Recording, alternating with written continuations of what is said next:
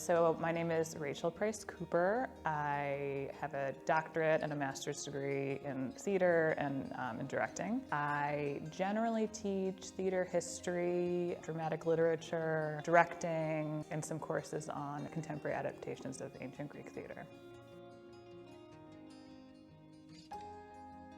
So initially when I went to college, I was not a theater major. I was an English major with a creative writing focus. And for some reason, I thought that seemed safer, which is funny. And I was a little intimidated. I'm from Chicago. I went to an inner city Chicago public high school that did not have a dedicated drama department. So I felt like I didn't have the same level of experience. So I'd audition at all the all-boys Catholic schools because they needed girls to be in the shows. But I always loved it. So my sophomore year, I decided to go ahead and go for it. And it was great. It was one of the best decisions I've ever made. So I actually went and lived in Japan for a couple of years and worked for the Japanese government as an English teacher. And I also worked with a theater company while I was out there and did a lot of bizarre commercials. Then I studied at the NIDA Institute in Australia. And then I decided to come back because I had decided I wanted to pursue directing. So I came back to Chicago for a year. I worked as an actor in sort of the storefront scene. And then I went to Ireland to do my master's degree because I'm a dual Irish citizenship. And then I came back and did my PhD in theater at the University of Illinois.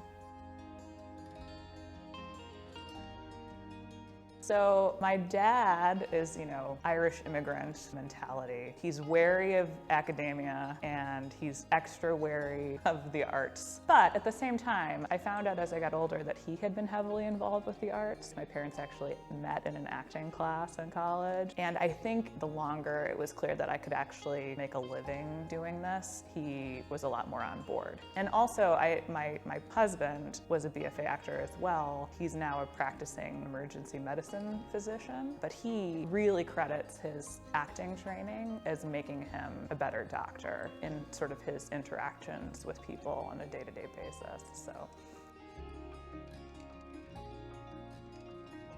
You never stop learning. Every play, every new piece that you work with is an entry point into a new world. It's a great way to sort of say, oh, I can really empathize with this, but it's really different than my experience of the world around me. So I find that it's this whole world that you can kind of take a deep dive into. So I think that's for me, that I'm constantly being amazed by these different moments in time. Ultimately, I'm like a human experience junkie. And that seems like the most immediate way to keep reinventing that and what that means.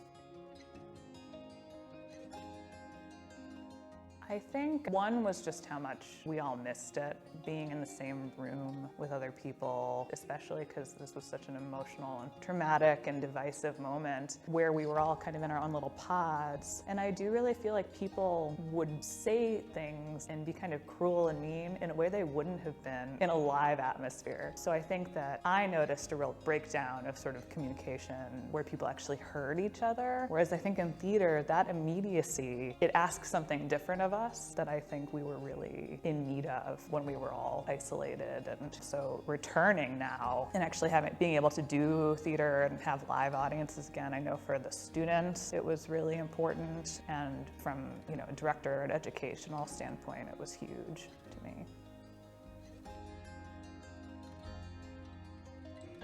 I'd say don't fight it. I spent a lot of time fighting it. I was scared. I was scared of not having a career path. I was scared that for some reason, as someone from a lower socioeconomic bracket, I didn't have the means or the right to be in the theater. And that's just not true. Whoever you are, if you are willing to put in the work, you can do this.